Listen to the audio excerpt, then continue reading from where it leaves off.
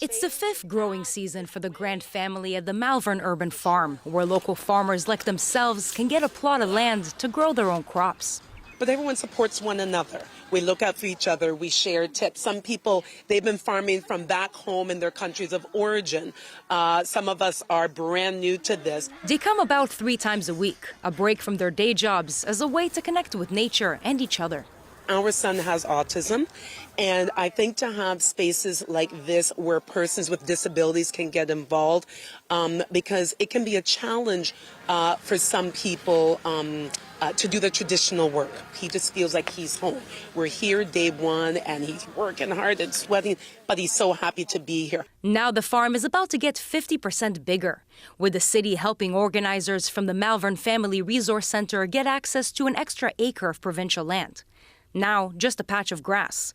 Soon, a place where 8 to 12 more community farmers will be able to do what the grants are. So you guys are expanding. Yeah. What sparked the need to do that?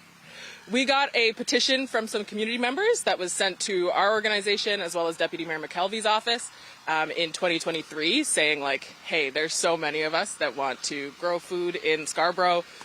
We need to expand the farm. Growing season just started. So far, only garlic made an appearance above ground. The expansion means the farm will be able to grow enough food for 80,000 meals a year. Tell me, where does this food go? What do you guys do with it? So we run a farmers market, a weekly farmers market from June to October at our office at 90 Littles Road, where farmers are welcome to come and sell their produce. We also have a community fridge where that's open 24/7.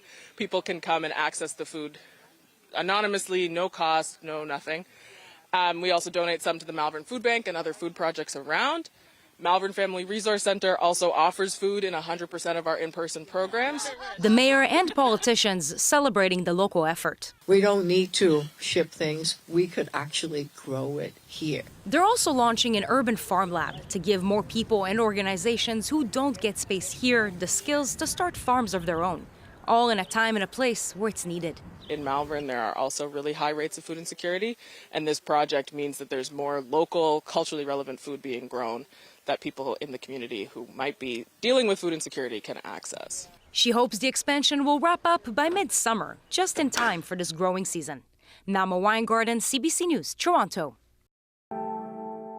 What exactly is your role with Therma?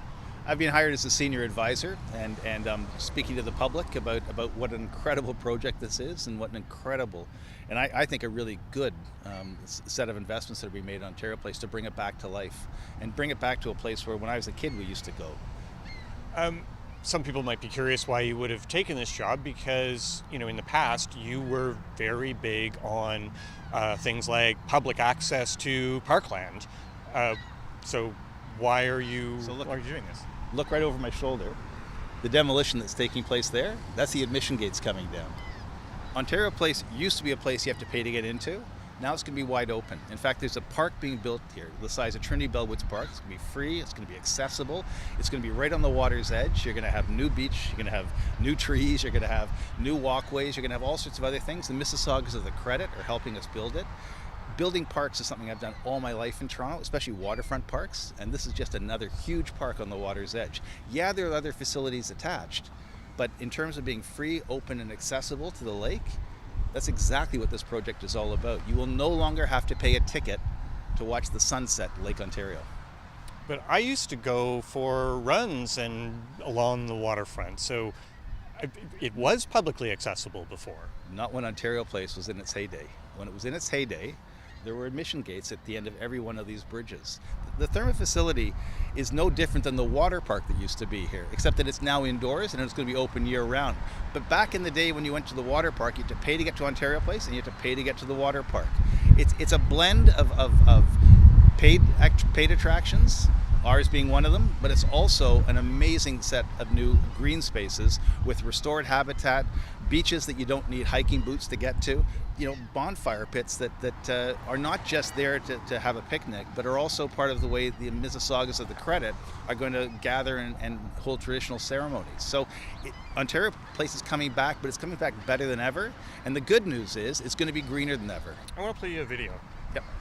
Ontario Place is a cherished part of Toronto's waterfront, but the new provincial government at Queen's Park has put a for sale sign on the site and told the 1.5 million visitors who visited the site last year to scram. Clearly, Doug Ford is no Bill Davis. The Tories at Queen's Park are talking about a mall, or worse, a casino on the waterfront. What a waste. What a terrible deficit of imagination. The people of Ontario, the folks of our city, the Toronto Liberal caucus want to keep Ontario Place a public place. Hear our call. Ontario Place is a place for all. Ontario Place for all. I was a very effective politician, wasn't I? Because that's exactly what's now being built here. They abandoned the idea of a casino. They're not building a mall. What they're building is a park. What they're building is a free, accessible park that 1.5 million visitors last year, most of them going to concerts, but the 1.5 million will be able to continue to come down here, walk a dog, take a swim, have a picnic, do what you want to do. I think it was heading in the wrong direction. And then I looked at the facts, and I looked at the project that Therm was proposing, and I looked at the whole project, and I'm convinced. I'd be the first person to criticize Doug Ford if I thought he was doing a bad thing in Toronto, and I've done it before. This is a good project, and I'm totally, wholeheartedly in support of it.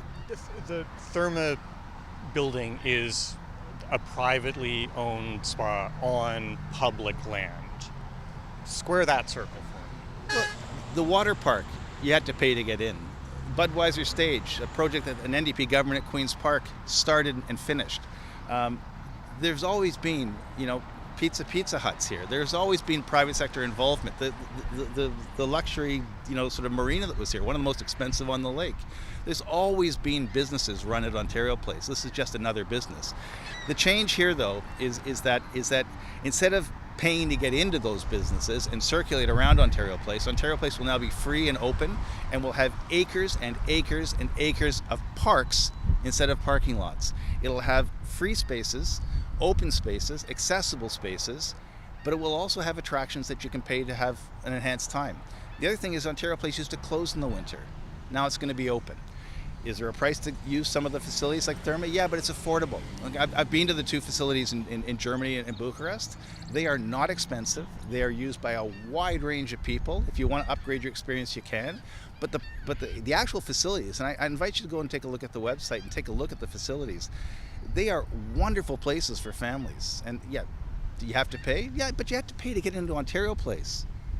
If you go back in the day, it cost $30 to get in its heyday. Ontario Place has never been free. Now most of it will be. So there's been a change, and there's been a restructuring of those joint ventures that happen. And as I said, when you look at the park, when you look at the new beach, when you look at the change, on balance, I think it's an idea that we have to get behind in Toronto. And I think it's completely consistent with a clean, green waterfront for all, and I love it. Let's talk about Therma specifically and how it got this project. The Auditor General said that Therma was not completely transparent about such things as the number of spas in Europe that it actually owned and operated, what its financial stability was, the amount of equity it had.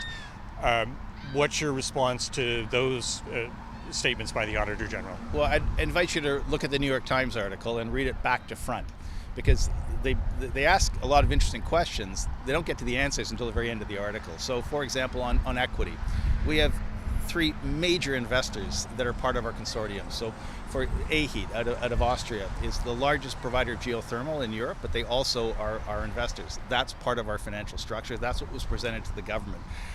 When you take a look at the bid process, it was evaluated. We met the $100 million threshold because our investment and our partners are part of our equity group. If you only look at one part of the corporation, yeah, you can make that argument, but it's it's not right. It's just look at the whole package. The reason the bid won was because we met the criteria. Can you explain why some numbers such as the amount of construction jobs that will be created for the construction, why those numbers have reduced? As the project changes, and we're listening to the public, we've held 2 consultations, and we've amended the project. As those numbers change, some of the job numbers change. But I think at the end of the day, there are hundreds and hundreds of construction jobs here, and after we open, hundreds and hundreds more as we operate the facility. It's a good investment in terms of creating economic activity, but more importantly, for folks who want a job, in particular construction workers. There are hundreds on the site now, and there'll be hundreds more over the next few years. It's a good news story for the economy. The visitor numbers, projecting 1.7 million visitors in year one, that's almost as many as visit the CN Tower. Yeah. Why should anyone believe that? Because if you look at our business practice in Erding and Munich, and you look at Bucharest, those are the numbers a facility of this size generates. And you think that'll happen here in Toronto? Yeah. I really... Right off the bat? Yeah. I think, when new facilities open, that's when they're most popular. It's a great facility. And part of the other thing is that everyone looks at Ontario Place as having 1.5 million visitors. Well, that tells you right away that the market is surrounding Ontario Place is there. The second thing is that we're open year-round. You're going to be able to take your family swimming in Toronto, and if you want to go for a massage, go for a massage. But if your kids want to do the water slide, do the water slide. But that activity is going to generate a lot of fun and a lot of interest from families, not just in Toronto, but from the entire region, in fact, across the province. These facilities have a track record in Europe, and they work. And I don't think it's going to be any different in Toronto. I think that the facility itself it's criticized for being fun. It's being criticized because of the process, right? The public consultation. You were very big on public consultation as a councillor. And I've been at the public consultations for this. When I was an MP, they came to see me. This process has been going on for 5 years, and there have been a ton of public consultations. What the good news is that we're listening, and the province is listening. And those consultations called for things like an open and accessible path to the waterfront, for beaches where you can swim, where you don't need hiking boots to get into the water. There's been talk about how you rehabilitate what's contaminated soil and you make it flood-proof from climate change. All of those good things are happening, and they're happening for the public, and they're going to be free, and they're all part of the project. So, we're listening, and we're still listening. And if you've got a great idea, this is a great project to collaborate with. The public consultations continue. We continue to listen to what the critics say and what our supporters say, and we're driven to deliver a really great experience at Ontario Place. And the most important thing to me is that it's free, it's open, it's green, and it's completely consistent with what Ontario Place has always been, a place where families can come and have some fun, regardless of what budget they're on. Thanks for your time, Adam. No worries.